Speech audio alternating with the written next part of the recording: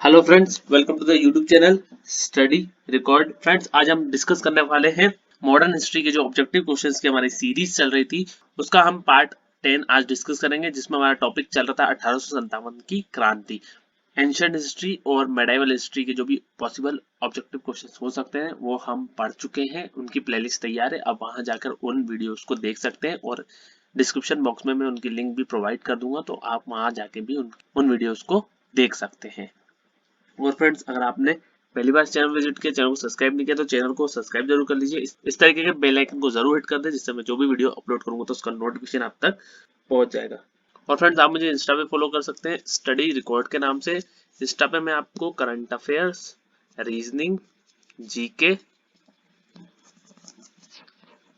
Science के बारे में इंपॉर्टेंट पोस्ट अपडेट करता हूं, तो आप मुझे इंस्टाग्राम पर भी फॉलो कर सकते हैं। जैसा कि मैंने आपको बताया कि हिस्ट्री का सेशन रहेगा, ऑब्जेक्टिव क्वेश्चंस के ऊपर हम डिस्कस करने वाले हैं। 1857 का विद्रोह रहेगा।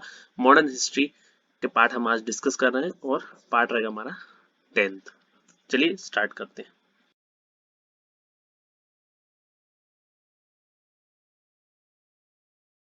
फर्स्ट क्वेश्चन है हमारे आज के सेशन का, 1857 के विद्रोह को भारत के प्रथम स्वतंत्रता संग्राम की संज्ञा किसने प्रदान की? तो उसका राइट आंसर है option number D, VD Savarkar. VD Savarkar इसका राइट आंसर हो जाएगा। ऑप्शन नंबर डी इसका राइट आंसर हो जाएगा। स्टार मार्क कर लीजिए इस क्वेश्चन को, ये पूछा ही जाता है एग्जाम में। 1857 के विद्रोह को भारत के प्रथम स्वतंत्रता संग्राम की संज्ञा वी.डी. सावरकर ने 1909 ईस्वी में, कब? 1909 ईस्वी में भारत का प्रथम स्वतंत्रता संग्राम जैसी पुस्तक की रचना की थी। और वी.डी. सावरकर इंडिया हाउस एवं हिंदू महासभा से जुड़े हुए थे। और कार्ल मार्क्स ने 1857 के विद्रोह के बारे में लिखा था, भारत से अंग्रेजी सत्ता को उखाड़ फेंकने के लिए भारतीय का संगठित प्रयास था। ठीक है, ये कार्ल मार्क्स ने लिखा था। ये आपको याद रखना है कि भारत का प्रथम स्वतंत्रता संग्राम की संज्ञा किसने प्रदान की है? तो वी.डी. सावरकर। नेक्स्ट क्वेश्चन है, 1857 के विद्रोह के दौरान बहादुर शाह ने किसे साहब ए आलम बहादुर का खिताब दिया था? तो इसका राइट आंसर है ऑप्शन नंबर सी, बख्त खान। बख्त खान इसका राइट आंसर हो जाएगा। ऑप्शन नंबर सी इसका राइट आंसर हो जाएगा। तो 1857 के विद्रोह के दौरान बहादुर शाह ने बख्त खान को साहब ए आलम बहादुर का खिताब दिया था। बख्त खान एक पख्तून था और ईस्ट इंडिया कंपनी में वह सूबेदार के पद पर था, तथा कंपनी की ओर से उसने प्रथम अंग्रेज अफगान युद्ध में भाग लिया था। और बहादुर शाह ने अपने बड़े पुत्र मिर्जा मुगल और मिर्जा जहीरुद्दीन को मुख्य सेनापति घोषित किया, किंतु विद्रोह में वास्तविक नेतृत्व बख्त खान के पास था। तो 1857 के विद्रोह के दौरान बहादुर शाह ने किसे साहब ए आलम बहादुर का खिताब दिया था? तो आपको ये याद रखना है, बख्त खान को। नेक्स्ट क्वेश्चन है, 1857 के स्वाधीनता संग्राम का प्रतीक था? तो मैंने आपको बताया हुआ है, इसका आंसर आ जाएगा कमल और रोटी। क्या आंसर होगा इसका? कमल और रोटी। तो 1857 के स्वाधीनता संग्राम का प्रतीक कमल और रोटी था। इतिहासकारों तथा लेखकों के एक वर्ग का दावा है कि यह विद्रोह एक व्यापक और सुसंगठित षड्यंत्र का परिणाम था। इसके सबूत में वो चपातियों तथा लाल कमल के फूल के गांव पहुंचने की घटनाओं तथा घुमक्कड़ सन्यासियों, फकीरों तथा मदारियों के प्रचार का उल्लेख करते हैं। ठीक है, तो ये इंपॉर्टेंट है, ये आपको याद रखना है कि 1857 के स्वाधीनता संग्राम का प्रतीक क्या था? तो कमल और रोटी। नेक्स्ट क्वेश्चन है, 1857 के स्वाधीनता संघर्ष का वीरांगना महारानी लक्ष्मीबाई की जन्म स्थली है? तो इसका राइट आंसर है वाराणसी। वाराणसी इसका राइट आंसर हो जाएगा। ऑप्शन नंबर सी इसका राइट आंसर हो जाएगा। तो रानी लक्ष्मीबाई, उनका मूल नाम है मणिकर्णिका, का जन्म 1835 को कोलघर में हुआ था, जो वर्तमान में वाराणसी में है। उनके पिता मोरोपंत झांसी के महाराजा गंगाधर राव के दरबार में गए। उस समय रानी लक्ष्मीबाई की उम्र 13 वर्ष थी और 14 वर्ष की उम्र में उनका विवाह झांसी के महाराजा गंगाधर राव के साथ हुआ। तो ये आपको याद रखना है।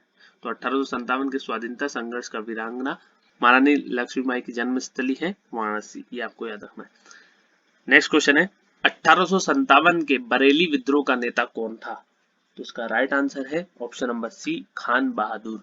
खान बहादुर इसका राइट आंसर हो जाएगा। ऑप्शन नंबर सी इसका राइट आंसर हो जाएगा। और बरेली में रुहेलखंड के भूतपूर्व शासक के उत्तराधिकारी खान बहादुर ने 1857 के विद्रोह की रहनुमाई की और ब्रिटिश पेंशन पर गुजर बसर कर रहे खान बहादुर के शुरू में इसमें कोई दिलचस्पी नहीं ली थी, किंतु विद्रोह की लहर फैलते ही उन्होंने खुद प्रशासन संभाल लिया और करीब 40,000 सैनिकों को संगठित कर अपनी मजबूत सेना बनाई और अंग्रेजों का कड़ा मुकाबला किया। नेक्स्ट क्वेश्चन है, रानी लक्ष्मीबाई को अंतिम युद्ध में सामना करना पड़ा, तो उसका राइट आंसर है हौरोज। हौरोज इसका राइट आंसर हो जाएगा। रानी लक्ष्मीबाई अंतिम मराठा राजा गंगाधर राव की विधवा थी। जब किसी उत्तराधिकारी के अभाव में राजा गंगाधर राव की मृत्यु हो गई थी तो लॉर्ड डलहौजी ने व्यपगत सिद्धांत के अंतर्गत 1853 में झांसी का ब्रिटिश साम्राज्य में विलय कर दिया और झांसी में 4 जून 1857 को रानी लक्ष्मीबाई के नेतृत्व में विद्रोह का श्री गणेश हुआ और झांसी के पतन के बाद रानी ग्वालियर की ओर प्रस्थान कर गई, जहां तात्या टोपे के साथ अंग्रेजों को कई युद्धों में पराजित करने के बाद अंत में अंग्रेज जनरल हौरोज से लड़ते हुए 17 जून 1858 को वह वीर गति को प्राप्त हुई। रानी लक्ष्मीबाई की मृत्यु पर हौरोज ने कहा, भारतीय विद्रोहियों में यहाँ सोई हुई औरत अकेली मर्द है। ठीक है, तो ये आपको याद रखना है। नेक्स्ट क्वेश्चन है, महारानी लक्ष्मीबाई की समाधि कहाँ स्थित है? बहुत बार ये क्वेश्चन पूछा गया है, तो आपको याद रखना है इनकी जो समाधि स्थित है वो है ग्वालियर में। कहाँ स्थित है? ऑप्शन नंबर ए इसका राइट आंसर हो जाएगा, ग्वालियर में इनकी समाधि स्थित है। तो महारानी लक्ष्मीबाई का जन्म वाराणसी में, जबकि उनकी मृत्यु ग्वालियर में हुई थी और ग्वालियर में ही महारानी लक्ष्मीबाई जी की समाधि स्थित है। ठीक है, अब आपको पूरा पॉइंट क्लियर हो गया होगा। नेक्स्ट क्वेश्चन है, 1857 का विद्रोह लखनऊ में किसके नेतृत्व में आगे बढ़ा? तो इसका राइट आंसर है Begum Hazrat Mahal. Option number D, Begum Hazrat Mahal, यानी बेगम ऑफ अवध भी कहा जाता है। तो लखनऊ में विद्रोह का प्रारंभ 4 जून 1857 को हुआ और विद्रोह का नेतृत्व बेगम हजरत महल ने किया था और इन्होंने अपने अल्पवयस्क बेटे बिजरिस कादिर को नवाब घोषित किया था, अथवा प्रशासन की बागडोर अपने हाथों में ले ली थी इन्होंने। और अंत में 1858 को कैंपबेल ने जोरखा रेजिमेंट की सहायता से लखनऊ पर पुनः अधिकार कर लिया था। ठीक है, तो लखनऊ से पूछा जाए लखनऊ से नेतृत्व किसने आगे बढ़ाया, तो बेगम हजरत महल आपको आंसर टिक करना है। ठीक है, नेक्स्ट क्वेश्चन है, कौन इलाहाबाद में 1857 के संग्राम का नेता था? तो आपको आंसर करना है option number D, Liaquat Ali.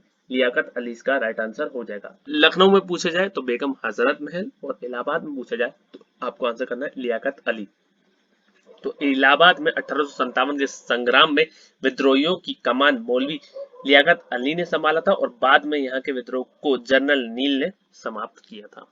ठीक है, नेक्स्ट क्वेश्चन है, नाना साहब का कमांडर इन चीफ कौन था? तो नाना साहब का जो कमांडर इन चीफ था वो था Tatya Tope. Option number A इसका राइट आंसर हो जाएगा, तात्या टोपे इसका राइट आंसर हो जाएगा।